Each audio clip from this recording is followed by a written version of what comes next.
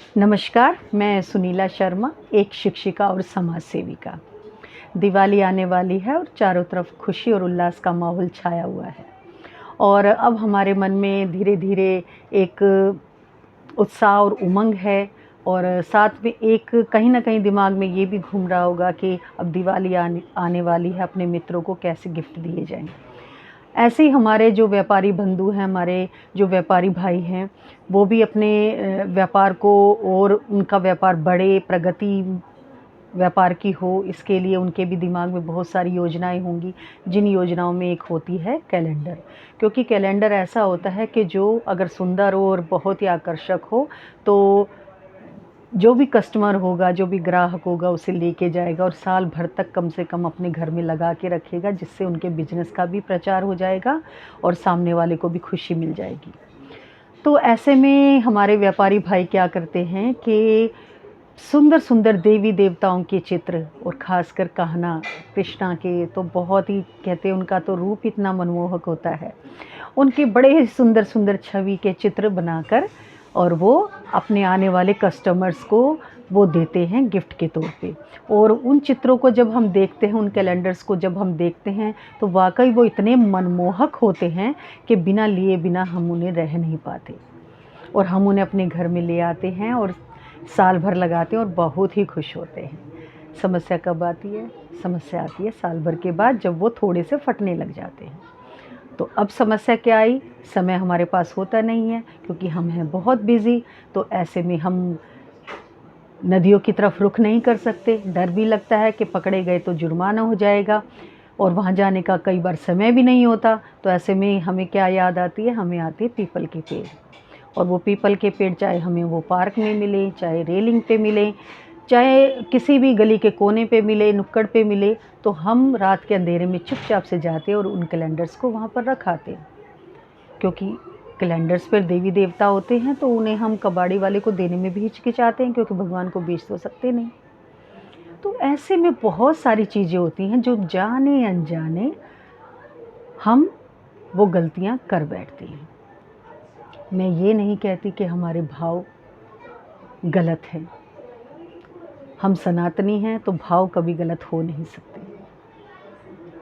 धर्म में, परंपराओं में हमारा पूर्ण विश्वास और होना भी चाहिए। गर्व से हम सनातनी। लेकिन प्रश्न ये है कि क्या व्यापार के लिए ऐसे कैलेंडर्स बनाना बहुत ज़रूरी है? और अगर व्यापारी ने ऐसे बना दिए तो क्या हमें एक कस्टमर, एक ग्राहक के तौर पर उन्हें अपने घर लाना ज़रूरी है? क्या व्यापार के प्रचार और प्रसार के लिए क्या देवी देवताओं के चित्र ही ज़्यादा ज़रूरी होते हैं?